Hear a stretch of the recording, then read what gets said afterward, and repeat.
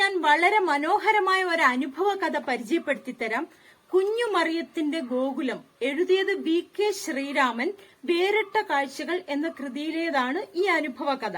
വലിയൊരു കുടുംബമാണ് കുഞ്ഞുമറിയത്തിന്റേത്.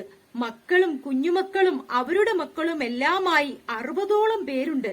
എല്ലാവരും മറിയത്തിന്റെ കൂടെ തന്നെയാണ് താമസം. 4 സെന്റിലുള്ള ഒരു ചെറിയ വീട്ടിൽ.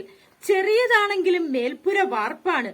ചുവരൊന്നും തേക്കാനോ വാതിൽ വെക്കാനോ കഴിഞ്ഞിട്ടില്ല. തേക്കാൻ കൊണ്ടുവന്നിട്ട മണൽ ഓരോരുത്തർ വന്ന് കടം വാങ്ങിച്ചു കൊണ്ടുപോയി. പുഴമണൽ കിട്ടാനില്ലത്രേ. എന്തെങ്കിലും സഹായം ചോദിച്ചു വരുന്നവരെ മടക്കി അയക്കാനും മറിയത്തിന് വിഷമമാണ്. അതുപോലെ കേസ് തീർക്കാനും മധ്യസ്ഥം പറയാനും ഓരോരുത്തർ വരും. ചിലർക്ക് വേണ്ടി പോലീസ് സ്റ്റേഷനിൽ പോകണം, മറ്റു ചിലർക്ക് കോടതിയിൽ പോയി സാക്ഷി പറയണം. അങ്ങനെ നേരം വെളുത്താൽ 100 കൂട്ടം കാര്യങ്ങളുമായി കുഞ്ഞുമറിയത്തിന്റെ ഉമ്മറത്ത് ആളുകൾ വരും. ഉമ്മറത്തിട്ട തെല്ല് ഉയരമുള്ളൊരു ഡെസ്കിന്റെ മുകളിലാണ് മറിയം ഇരിക്കുകയും കിടക്കുകയും ചെയ്യുക. രാത്രി ഉറക്കവും അവിടെ തന്നെ. ഉറക്കം തീരെ കുറവാണിപ്പോൾ. അപ്പോൾ മറിയം പാട്ടുപാടും. പണ്ട് ഞാറുപറിക്കാനും നടാനും കൊയ്യാനും പോയ കാലത്ത് പഠിച്ച പാട്ടുകൾ. രാവേറെ ചെല്ലുന്നതുവരെ മറിയത്തിന്റെ വീട്ടിൽ നിന്നുയരുന്ന പാട്ട് അയൽക്കാർക്കൊരു ശീലമായിട്ടുണ്ട്. രാവിലെ മറിയം നേരത്തെ എഴുന്നേൽക്കും.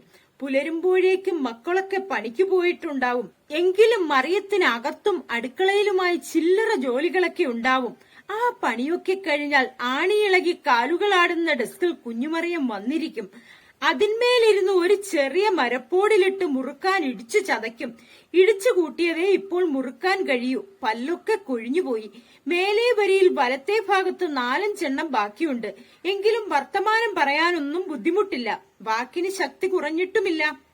ആൾക്കാര് വന്ന് ഓരോ പ്രശ്നങ്ങൾ സവിസ്തരം പറയുമ്പോൾ മറിയം മുറുക്കാനിടിച്ചുകൊണ്ട് മിണ്ടാതിരുന്ന് കഥ മുഴുവൻ ശ്രദ്ധിച്ചു കേൾക്കും.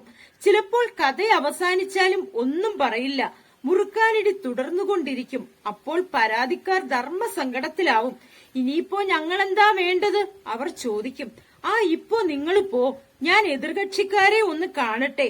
അല്ല, മറിയച്ചേടത്തിയുടെ അഭിപ്രായം എന്താ ഈ കാര്യത്തിൽ? അതറിഞ്ഞിട്ട് വേണം. മുറുക്കാനിടി നിൽക്കും. മറിയത്തിന്റെ കണ്ണുകൾ ചുവക്കും. പറയടാ, എന്നിട്ട് വേണം നിനക്കൊക്കെ നിന്റെ അമ്മയുടെ 16 അടിയന്തരം കഴിക്കാൻ. ഇതൊരു അടയാളം കാട്ടൽ മാത്രമാണ്. കൂടുതൽ വർത്തമാനം പറയാൻ നിന്നാൽ മറിയത്തിന്റെ വാക്കുകൾ അണ്വായുധങ്ങളാവും. സർവവും നശിക്കും. ആപത്ത് മനസ്സിലാക്കിയ ആളുകൾ വേഗം പിരിഞ്ഞു പോകും. പോകുന്നവരെ നോക്കി മറിയം പറയും, മറ്റവന്മാരെയും കണ്ട് ഞാൻ അങ്ങോട്ട് വരുന്നുണ്ട്. ഇപ്പോഴെനിക്ക് നേരമില്ല. പിള്ളേര് പണിക്ക് പോയി മടങ്ങി വരുമ്പോഴേക്കും പുല്ലരിഞ്ഞു കൊണ്ടുവരണം. 4 പുറത്തുപോയി കഞ്ഞിവെള്ളം ഏറ്റിക്കൊണ്ടുവരണം. നിങ്ങൾക്കേ കള്ളും കുടിച്ച് മലക്കം മറിഞ്ഞാ മതി. എന്റെ കാര്യം അതല്ല. 10-60 എണ്ണത്തെ പരിപാലിക്കണം ഞാൻ. 10-60 എണ്ണമെന്ന് പറഞ്ഞാൽ 7 പശുക്കൾ, 44 കോഴികൾ, 6 പൂച്ചകൾ, പിന്നെ കാക്കയും കിളികളും വേറെയും. ഇതൊക്കെയാണ് മറിയത്തിന്റെ കുടുംബാംഗങ്ങൾ. വീട്ടിൽ മനുഷ്യവർഗമായി മറിയം മാത്രം. പക്ഷിമൃഗാദികളായ മക്കൾക്കെല്ലാം മറിയം പേരിട്ടിട്ടുണ്ട്. ദുന്ദുഭി, കാർത്തി, മണി, ചിത്രൻ, ശലോമി, സീതു, ശങ്കരി എന്നിങ്ങനെയാണ് ഗോക്കളുടെ പേരുകൾ. റോസ, മാധു, മല്ലിക, സരോജ, കൃഷ്ണൻകുട്ടി, ചന്ദ്രൻ, മുരുകേശൻ തുടങ്ങി 44 കോഴികൾക്കും പേരുകളുണ്ട്. പേര് ചൊല്ലി വിളിച്ചാൽ അവ ഓരോന്നും വിളി കേൾക്കും. മറിയത്തിന്റെ അടുത്തു വരും. ഒരു കാക്കയ്ക്ക് CK ജാനുവെന്നാണ് മറിയം പേരിട്ടിരിക്കുന്നത്. അങ്ങനെ പേരിടാൻ എന്തേ കാരണം ഞാൻ ചോദിച്ചു. മാവിന്റെ കൊമ്പത്ത് വന്നിരുന്ന അധികാരത്തിൽ ക്രോ ക്രോ എന്നലറും. കോഴികൾ മുട്ടയിട്ടാൽ അത് എടുത്തോണ്ടു പോകും. നല്ല ധൈര്യ. ജാനു 4-5 കൊല്ലം മുമ്പ് കാക്കനാട്ട് വന്നപ്പോ കുഞ്ഞുമറിയം സ്വീകരിക്കാൻ പോയിട്ടുണ്ട്. ചായ വാങ്ങിക്കൊടുത്ത് സൽക്കരിക്കുകയും ചെയ്തു. ആദിവാസികളുടെയും ഹരിജനങ്ങളുടെയും ഐക്യനിര ഉണ്ടാവണമെന്ന് മറിയം ജാനുവിനോട് പറഞ്ഞു. ജാനുവിനും മറിയത്തിന്റെ നേർവാക്കുകൾ ഇഷ്ടമായി. എന്നാൽ ഈ അടുത്ത് കണ്ടപ്പോൾ ജാനുവിന് മറിയത്തെ മനസ്സിലായില്ല. അത് മറിയത്തെ ചൊടിപ്പിച്ചിട്ടുണ്ട്. അതങ്ങനെയേ വരൂ. മനുഷ്യന്മാര് വലുതായാ പിന്നെ ചെറിയോരെ കണ്ടാ മനസ്സിലാവില്ല. മറിയം പരിഭവിക്കുന്നു. അതുപോലെ ഒരു കോഴിയുടെ പേര് കുഞ്ഞുമറിയ എന്ന് തന്നെയാണ്. സ്വന്തം പേര് തന്നെ ആ കോഴിക്ക് ഇട്ടതെന്തേ? അതോ അതിന് എന്റെ നിറമാണ്. പിന്നെ ആണുങ്ങളോട് വലിയ ചെങ്ങാത്തമില്ല. ചില പൂവാലന്മാരെ കൊത്തിപ്പറപ്പിക്കുകയും ചെയ്യും. അതുകൊണ്ടാ കുഞ്ഞുമറിയ എന്ന് അവൾക്ക് പേരിട്ടത്.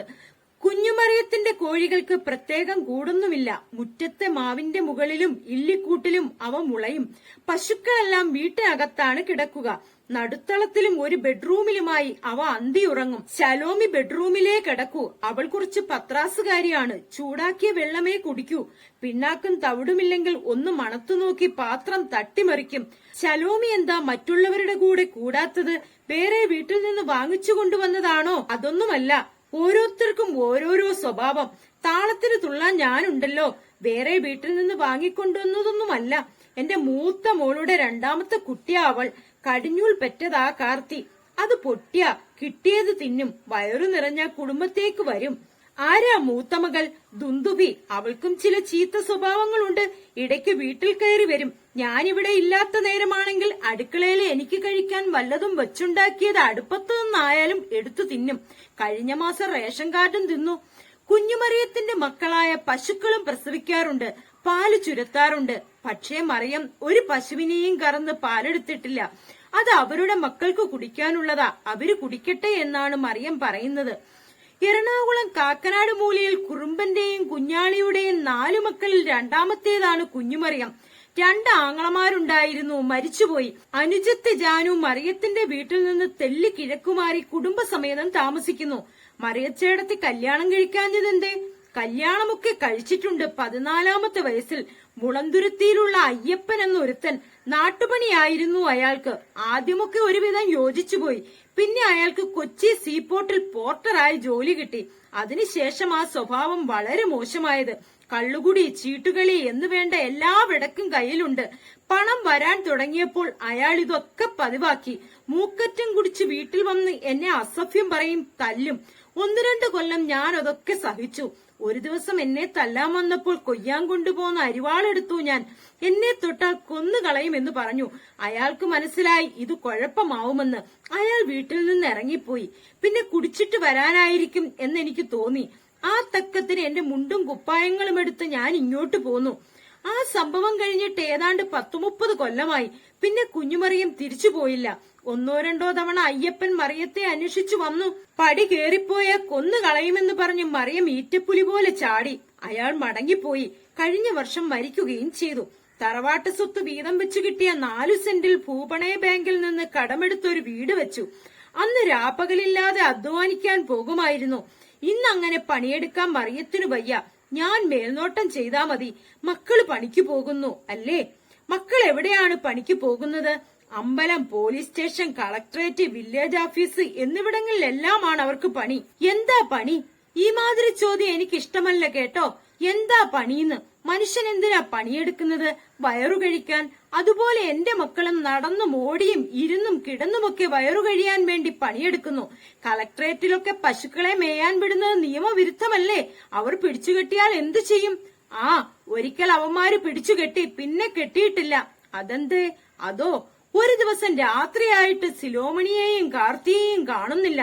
6 മണിയാകുമ്പോഴേക്കും വന്ന് ബെഡ്റൂമിൽ കയറുന്നവളാണ് സിലോമണി. ഞാൻ അവര് പോകാറുള്ള സ്ഥലത്തൊക്കെ ചെന്ന് അന്വേഷിച്ചു. എങ്ങും കാണുന്നില്ല. ഒടുവിൽ കളക്ടറേറ്റിൽ ചെന്നപ്പോൾ ഉണ്ട് 2 എണ്ണത്തിനെ അവിടെ കയറുകൊണ്ട് കെട്ടിയിട്ടിരിക്കുന്നു. എന്റെ മക്കളുടെ കഴുത്തിൽ കയറ് വീണിട്ടില്ല അവര് ജനിച്ചതിനു ശേഷം. ഞാൻ മിണ്ടാൻ പോയില്ല. അവിടെ നിന്നോളാൻ പറഞ്ഞ് കുറച്ച് പുല്ലും കൊണ്ടുപോയി ഇട്ടുകൊടുത്തിങ്ങി മടങ്ങിപ്പോന്നു. എന്തേ മടങ്ങിപ്പോന്നത്? അതോ, രാത്രിയിൽ അവരെ അഴിച്ചുകൊണ്ട് പോന്നാൽ അവരെ കെട്ടിയിട്ടവന്മാര് അത് കാണാൻ അവിടെ ഇല്ലല്ലോ. അവന്മാരൊക്കെ വീട്ടിൽ പോയില്ലേ? പിറ്റേ ദിവസം 10 മണിക്ക് ഒരു വെട്ടുകത്തിയുമായി ഞാൻ അങ്ങോട്ട് കളക്ടറേറ്റിലേക്ക് ചെന്നു. എന്റെ 2 മക്കളുടെയും കഴുത്തിൽ കെട്ടിയ കയറ് വെട്ടി അങ്ങോട്ട് മുറിച്ചു. എന്നിട്ട് ചോദിച്ചു, ഏതെങ്കിലും തെണ്ടികളുണ്ടോ ഇവിടെ ഇനി എന്റെ മക്കളെ തൊടാൻ? ഒറ്റ എണ്ണം പുറത്തു വന്നില്ല. വരാന്തേ കയറി ചെന്ന് 10 തെറി കൂടെ പറഞ്ഞ് ഞാൻ ഇങ്ങോട്ട് പോന്നു. അവന്മാരുണ്ടോ പുറത്തിറങ്ങി വരുന്നു? പേനയും പിടിച്ച് കടലാസിൽ നുണയെഴുതി പിടിപ്പിക്കാൻ മാത്രം അറിയാവുന്ന ജാതികളല്ലേ? വെട്ടുകത്തി കണ്ടപ്പം മൂത്രമൊഴിച്ചിട്ടുണ്ടാവും.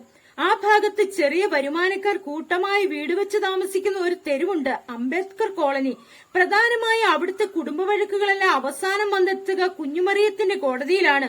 അത് അവസാനത്തെ വിധിയാണ്. പിന്നെ അപ്പീലില്ല. അയൽക്കാരിയും വീട്ടമ്മയുമായ പ്രഭ പറയുന്നു, മതിലും ഗേറ്റും കാറും എല്ലാമുള്ള വീടാണ് പ്രഭയുടേത്. എങ്കിലും കുഞ്ഞുമറിയത്തെ പ്രഭയ്ക്ക് ബഹുമാനമാണ്. ഈ തെരുവിൽ ഞങ്ങളുടെ ജീവിതം സുരക്ഷിതമാവുന്നത് മറിയച്ചേടത്തി ഇവിടെ ഉള്ളതുകൊണ്ടാണ്. അവർ രാത്രിയും പകലും ഉണർന്നിരിക്കുന്നു. പരിചയമില്ലാത്ത ആരെങ്കിലും ഈ വഴിയിലൂടെ പോയാൽ ഉടൻ മറിയച്ചേടത്തി ഇറങ്ങിച്ചെന്ന് ചോദിക്കും, എവിടെയാ പോകേണ്ടത്, എന്താ കാര്യം? പന്തിയല്ലാത്ത മറുപടിയാണെങ്കിൽ ആദ്യം നല്ല തെറികൊണ്ട് അഭിഷേകം, പിന്നെ കയ്യിൽ എപ്പോഴും ഒരു അരിവാള് കാണും. അതുപോലെ ഭാര്യ ഭർത്താക്കന്മാരുടെ കലഹങ്ങൾ തീർക്കുന്നതിൽ മറിയച്ചേടത്തിക്കുള്ള കഴിവ് ഒന്ന് വേറെ തന്നെയാണ്. ആ ഉമ്മറത്ത് നിന്ന് മറിയച്ചേടത്തിയുടെ മുന്നിൽ വെച്ചെടുക്കുന്ന തീരുമാനം ആരെങ്കിലും ലംഘിച്ചാൽ പിന്നെ അവർക്ക് സുഖമായി വീട്ടിൽ പൊറുക്കാൻ കഴിയില്ല. അതുകൊണ്ട് മറിയച്ചേടത്തി പറയുന്നത് എല്ലാവരും അങ്ങ് അനുസരിക്കും. കോടതിയിലും പോലീസ് സ്റ്റേഷനിലും പോയി കാര്യങ്ങൾ പറയാൻ ഇവിടെയുള്ളവരൊക്കെ മറിയച്ചേടത്തിയാണ് സമീപിക്കുക. അവർക്ക് എവിടെ കയറി ചെന്ന് കാര്യം പറയാനും യാതൊരു കൂസലുമില്ല. സത്യസന്ധമായ കാര്യങ്ങളുടെ ഭാഗത്തെ മറിയച്ചേടത്തി കാണൂ എന്ന് മാത്രം. കുഞ്ഞുമറിയം ഒരിക്കൽ മാത്രമേ പശുവിനെ വിറ്റിട്ടുള്ളൂ, ഒരിക്കൽ മാത്രം. കാക്കനാട്ടുകാരൻ തന്നെയായ ബാലൻ എന്നൊരാൾ വന്ന് പശുവിനെ വേണമെന്ന് പറഞ്ഞു. എന്തിനാണെന്ന് മറിയം ചോദിച്ചു. ഞാൻ ജോലിക്ക് പോയാൽ വീട്ടിൽ ഗിരിജ തനിച്ചാണ്. അവൾക്കാണെങ്കിൽ പുറത്തുപോയി പണിയെടുത്ത് ശീലവുമില്ല. ഒരു പശുവിനെ വാങ്ങിക്കൊടുക്കാൻ പറയാൻ തുടങ്ങിയിട്ട് ദിവസം കുറേയായി. എന്തു ചെയ്യാനാ, കയ്യിൽ കാശൊക്കെണ്ടേ? മറിയച്ചേടത്തി എനിക്ക് പശുവിനെ തരണം. ബാലന്റെ ഭാര്യയെ ചന്തപ്പടിക്കൽ വെച്ച് കണ്ടിട്ടുണ്ട്. പശുവിനെ പോറ്റാനുള്ള വകതിരിവുണ്ടെന്ന് തോന്നുന്നില്ല. എന്നാലും ഒക്കെ അങ്ങ് പഠിച്ചോളും. പിന്നെ പുരപ്പണിക്ക് വേണ്ടി കുറിവിളിച്ച പൈസ അടയ്ക്കാൻ 4 തവണയായി വീഴ്ച വരുന്നു. വളർത്താനാണെങ്കിൽ കൊടുക്കാം. തൊഴുത്തുണ്ടോ? ഉണ്ട്. കൊണ്ടുപോയി കെട്ടിയിട്. പട്ടിണിക്കിട്ടെന്റെ മോളെ കൊല്ലോ. അയ്യോ, എന്താ മറിയച്ചേടത്തി അങ്ങനെ പറയണത്? ബാലൻ 2500 രൂപ എണ്ണിക്കൊടുത്തു. നോട്ടുകൾ വാങ്ങിക്കുമ്പോൾ കുഞ്ഞുമറിയത്തിന്റെ കൈ വിറച്ചു. പാപത്തിന്റെ പണമാണ്. ദൈവം പരീക്ഷിക്കുകയാവാം. പക്ഷേ ഇനി കുറിക്കാരൻ വന്നാൽ തിരിച്ചു പോവില്ല.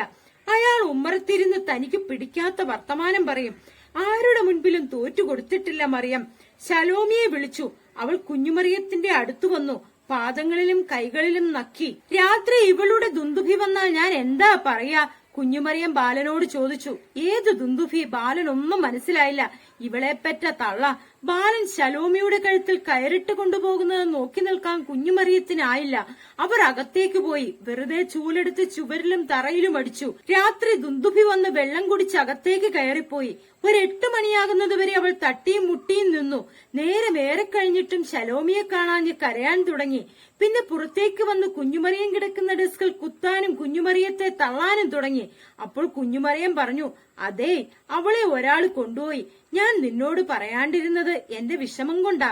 കുറിക്കാരൻ വരുമ്പോ ഞാൻ എന്താ പറയാ? കുഞ്ഞുമറിയം കരഞ്ഞു. ദുന്ദുഭിയും കരഞ്ഞു. അകത്തു നിന്ന് മക്കൾ അത്രയും കരഞ്ഞു. അടുത്ത വീട്ടിൽ നിന്ന് ആൾക്കാർ ടോർച്ചും വിളക്കുമെല്ലാം എടുത്ത് ഓടി വന്നു. എന്താ ബഹളം? വേലായുധനും ഭാര്യയും ചോദിച്ചു. ബഹളം ഒന്നുമില്ല. ഇവളുടെ മോളെ ഞാനൊരാൾക്ക് വിറ്റു പണം മേടിച്ചു. അതിന് ഇന്നെ കൊല്ലാൻ വരാണ്. കൊല്ലട്ടെ, കൊന്നാ സുഖാവൂലോ എല്ലാവർക്കും. ആളുകൾ പിരിഞ്ഞുപോയി. ഒരു ദിവസം ഇങ്ങനെ പശുക്കളുടെ ബഹളം കേട്ട് പാതിരയ്ക്ക് ആളുകൾ ഉണർന്നു നോക്കിയപ്പോൾ കുഞ്ഞുമറിയം നെഞ്ചുവേദനയായി ഡെസ്കിൽ കിടന്നുരുളുന്നു. പശുക്കൾ 6-7 എണ്ണം ചുറ്റിലും വന്ന് കരച്ചിലും. എല്ലാവരും കൂടി ഓട്ടോറിക്ഷ വിളിച്ച് ആശുപത്രിയിൽ കൊണ്ടുപോയി കുഞ്ഞുമറിയത്തെ. ദുന്ദുഭിയും കാർത്തിയും വന്ന് ആശുപത്രി വരെ ഓട്ടോറിക്ഷയ്ക്ക് പിന്നാലെ പാഞ്ഞു. അതുപോലെ വല്ലതുമാണോന്ന് കരുതിയാണ് ആളുകൾ വന്നത്. പിറ്റേ ദിവസം മക്കളൊക്കെ പണിക്ക് പോയി കഴിഞ്ഞപ്പോൾ കുഞ്ഞുമറിയം ജാനുവിനെയും കൂട്ടി ബാലന്റെ വീട് അന്വേഷിച്ചു പോയി. 1-2 കിലോമീറ്റർ വടക്കാണ് അയാളുടെ വീട്. വീട്ടിൽ ചെന്നു കയറി. ചുറ്റിലും നടന്നു നോക്കി. അവിടെ തൊഴുത്തുമില്ല, ശലോമിയുമില്ല. ഇവിടെ ആരുമില്ലേ? ബാലന്റെ ഭാര്യ ഗിരിജ പുറത്തു വന്നു. ആരാ? എവിടുന്നാ? കുഞ്ഞുമറിയം വന്ന കാര്യം പറഞ്ഞു. അയ്യോ, അതിനെ ഇന്ന് രാവിലെ ബാലേട്ടൻ കൊണ്ടുപോയല്ലോ. ഒരു ലാസറും കൂടെ ഉണ്ടായിരുന്നു. ഇറച്ചിക്കാരനാ. അത് കേട്ട പാതി കേൾക്കാത്ത പാതി മറിയവും ജാനുവും ലാസറിന്റെ വീട്ടിലേക്ക് ഓടി. ലാസറിന്റെ വീട്ടുമുറ്റത്ത് 5-6 പശുക്കൾ നിൽക്കുന്നുണ്ട്. ഇരുമ്പ് കമ്പി നിലത്തുറപ്പിച്ച് 1-2 എണ്ണത്തെ പുറത്തും കെട്ടിയിട്ടുണ്ട്. കുഞ്ഞുമറിയം തിരിഞ്ഞു നോക്കി. അവിടെങ്ങും ശലോമിയില്ല. ഇവിടെ ആരുമില്ലേ? ജാനുവും മറിയവും ഉറക്കെ വിളിച്ചു ചോദിച്ചു. ആരാ വിളിച്ചു കൂവുന്നത്? ചട്ടയിലും മുണ്ടിലുമൊക്കെ കരിയും ചെളിയും പുരണ്ടൊരു സ്ത്രീ പുറത്തു വന്നു. ലാസറിന്റെ ചേടത്തിയാണ്. ലാസർ ഇല്ലേ ഇവിടെ? കുഞ്ഞുമറിയം ചോദിച്ചു. എന്താ കാര്യം? മറിയത്തിന്റെ ചോദ്യത്തിലെ വിനയമില്ലായ്മ അവർക്ക് രസിച്ചിട്ടില്ല. കാര്യം പിന്നെ പറയാം. ആളെവിടെ പോയി? ആള് വണ്ടിപ്പേട്ടയില് കാണും. അവിടുന്ന് കന്നാലീനെ ലോറിയിൽ കയറ്റുന്നേ. ജാനുവും മറിയവും വണ്ടിപ്പേട്ടയിലേക്ക് ഓടി. ശലോമിയെയും വേറൊരു പശുവിനെയും കൂട്ടിക്കെട്ടി ലോറിയിൽ കയറ്റി നിർത്തിയിരിക്കുന്നു. വേറെയും 5-6 ലോറിയിൽ കുഞ്ഞുമറിയത്തെ കണ്ടപ്പോൾ ലോറിയിൽ നിന്ന് ശലോമി ഉറക്കെ കരയാൻ തുടങ്ങി. കുഞ്ഞുമറിയൻ ലോറിക്കടുത്തേക്കോടി ചക്രത്തിൽ പൊത്തിപ്പിടിച്ച് ലോറിയുടെ പിന്തട്ടിലെത്തി ശലോമിയെ കെട്ടഴിച്ചു വേർപെടുത്തി. അപ്പോൾ വേറൊരു പ്രശ്നം, എങ്ങനെ താഴെ ഇറക്കും? ഇവളെ ഇറക്കാതെ ഞാനും ഇറങ്ങുന്നില്ല. താഴെ നിന്ന ജാനുവിനോട് കുഞ്ഞുമറിയൻ പറഞ്ഞു. വണ്ടിയുടെ ഡ്രൈവർ എവിടെയെന്ന് അന്വേഷിക്കാൻ പറയുമ്പോഴേക്കും വണ്ടിപ്പേട്ടയിലെ ജനം ലോറിക്ക് ചുറ്റുമെത്തി. വന്നവരിൽ ഏറിയ പങ്കും കുഞ്ഞുമറിയത്തെ അറിയുന്നവരാണ്. ആരും ഒന്നും മിണ്ടുന്നില്ല. അവരോടായി ലോറിയുടെ ക്യാബിന് മുകളിൽ കയറിയെന്ന് കുഞ്ഞുമറിയം പറഞ്ഞു. എന്റെ പശുവിനെ ഒരുത്തൻ കട്ടുകൊണ്ടുവന്ന് ഈ ലോറി കയറ്റി എങ്ങോട്ടോ കൊണ്ടുപോവാണ്. ഞാൻ ലോറിയും വിടില്ല, കള്ളനെയും വിടില്ല. പോലീസും പട്ടോളവും വരട്ടെ. കുഞ്ഞുമറിയത്തെപ്പറ്റി കേട്ടറിവുള്ള ലാസറും ചാലക്കുടിക്കാരൻ ഡ്രൈവറും പോലീസ് സ്റ്റേഷനിൽ ചെന്ന് സങ്കടം ബോധിപ്പിച്ചു. ലോറിയമേ കയറിയിരിക്കുന്ന ബാധ ഒഴിപ്പിച്ച് ഞങ്ങളെ രക്ഷിക്കണം. ബാലൻ എന്ന കശ്മലൻ ചതിച്ചതാണ്. ഇൻസ്പെക്ടർ ബാലനെ വിളിപ്പിച്ചു. നീ ഒരു പ്രാന്തത്തിയുടെ പയ്യനെ കട്ടോടാ. ഇല്ലേമാനെ വില കൊടുത്തു വാങ്ങിയതാ. കള്ളിമുണ്ടഴിച്ചു കൂട്ടിപ്പിടിച്ച് ബാലനെ സ്റ്റേഷന്റെ ജനൽക്കമ്പിയിൽ കെട്ടിയിടാൻ പറഞ്ഞ് ഇൻസ്പെക്ടർ വണ്ടിപ്പേട്ടയിലേക്ക് ചെന്നു. കുഞ്ഞുമറിയൻ ലോറിയുടെ ക്യാബിനിൽ തന്നെയുണ്ട്. നേരം ഉച്ചയോടടുത്തിട്ടും ജനം പിരിഞ്ഞുപോയിട്ടില്ല. ഇൻസ്പെക്ടർ താഴെ നിന്ന് വിളിച്ചു. വാഴ്ത്തപ്പെട്ടവളെ, ഭൂമിയിലേക്ക് ഇറങ്ങി വാ. ആദ്യം ശലോമിയെ ഇറക്ക്, മറിയം പറഞ്ഞു. ശലോമിയെ ഇറക്കിയപ്പോ മറിയവും താഴെ ഇറങ്ങി. ജാനുവിനോട് ശലോമിയെ നോക്കാൻ പറഞ്ഞിട്ട് ജീപ്പിൽ കയറി മറിയം സ്റ്റേഷനിലേക്ക് പോയി. ചെന്ന് കയറിയപ്പോഴുണ്ട് സ്റ്റേഷനകത്ത് ജനാലക്കമ്പിയിൽ ബാലനെ കെട്ടിയിട്ടിരിക്കുന്നു. എന്താ ഉണ്ടായത്? ആളെ മെനക്കെടുത്താതെ കാര്യങ്ങൾ പറഞ്ഞ് അവസാനിപ്പിക്കാൻ നോക്ക്, ഇൻസ്പെക്ടർ പറഞ്ഞു. മറിയം ഉണ്ടായ കാര്യങ്ങളൊക്കെ വിസ്തരിച്ചു. എന്റെ മക്കളുടെ പാലുപോലും വിൽക്കാത്തവളാ ഞാൻ. ഗതികേടോണ്ടായി ഇവൻ വളർത്താനെന്ന് പറഞ്ഞപ്പോ ഞാൻ മോളെ കൊടുത്തത്. ഇപ്പൊ അറക്കാൻ വേണ്ടി വിറ്റു എന്റെ മോളെ ഈ ദുഷ്ടൻ. മറിയത്തിന്റെ ശബ്ദമുയർന്നു. എന്റെ മോളുടെ ശരീരത്തിൽ കത്തിവീണ എന്റെ കഴുത്തിലും ഞാൻ കത്തികേറ്റും. ഇൻസ്പെക്ടർ പരമേശ്വരൻ നായരും 7 വർഗീസും ചേർന്ന് കാര്യങ്ങൾ പറഞ്ഞൊതുക്കി. ശലോമിയെ മറിയയ്ക്ക് വിട്ടുകൊടുത്തു. വിലയായി വാങ്ങിയ 2500 രൂപ മറിയ ബാലന് തിരികെ കൊടുക്കുകയും ചെയ്തു. ആ സംഭവത്തിനു ശേഷം മറിയം ഒരു കന്നുകുട്ടിയെ പോലും വിറ്റിട്ടില്ല. ഇപ്പോൾ കാക്കനാട് ഹരിജൻ ഐക്യവേദിയുടെ പ്രസിഡന്റാണ് കുഞ്ഞുമറിയം. തന്റെ കുടുംബത്തിൽ അവകാശമായി 20 സെന്റ് സ്ഥലം കിടപ്പുണ്ട്. ഇവിടെ അംബേദ്കറിന് ഒരു സ്മാരകം പണിയാനുള്ള സ്വപ്നം കുഞ്ഞുമറിയത്തിനുണ്ട്. തന്റെ മരണശേഷം മക്കളെ ആര് നോക്കുമെന്ന ആശങ്കയൊന്നും മറിയത്തിനില്ല. അവർക്ക് അവരുടെ വഴി എന്നതാണ് മറിയത്തിന്റെ തീർപ്പ്.